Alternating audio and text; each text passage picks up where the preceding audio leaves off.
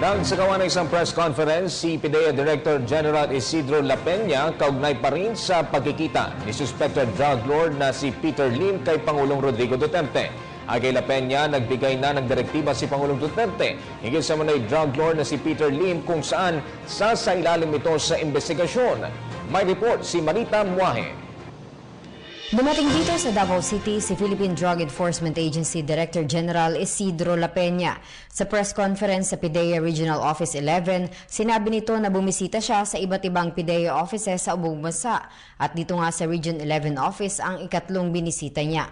Sa naganap na pagkikita ni na Pangulong Rodrigo Duterte at suspected drug lord na si Peter Lim, sinabi ni La Peña na ito rin ang Peter Lim na iniimbestigahan noon ng Kongreso. Yes, he is. Yung Peter Lim na nag-appear last night is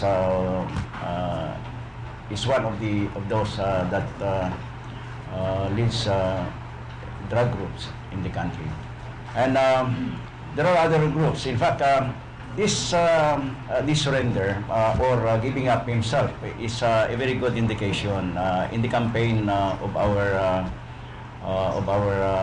president and the government against the various drug groups. Ayon kay La Peña, sa voluntaryong pakikipagkita ni Lim sa Pangulo ay sasailalim ito sa isang investigasyon. Sang-ayon na rin sa ibinigay na instruction ni Duterte upang mapatunayan ang sinasabi nito na inosente nga siya sa mga ibinibintang sa kanya.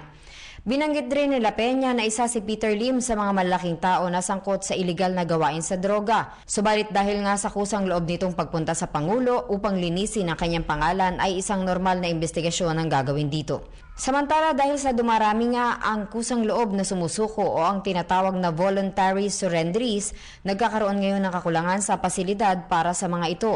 Sa kasalukuyan ay mayroong humigit kumulang sa 15 rehabilitation centers sa bansa habang may 5 rehiyon ang wala talagang rehab. Tiniyak naman ito na may utos na ang Pangulo para sa pagpapatayo ng iba pang mga rehab centers at nakikipag-usap na rin umano sila sa mga pribadong sektor na tumanggap pa ng mga surrenderies. Nauna rito, sumuko na rin umano ang Odicta Group na involved din sa drugs. Kasunod nito ay pinahayag din ng PIDEA Chief na marami pang malalaking tao ang susunod na susuko dahil na rin sa mga fillers na natatanggap ng kanilang opisina.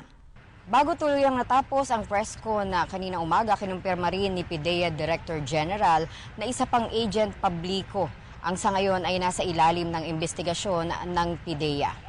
Mula dito sa Davao City, ako si Marita Muahe, PTV News. Ako po si Cathy San Gabriel. Subscribe na sa PTV YouTube channel. I-click lang po ang subscribe button.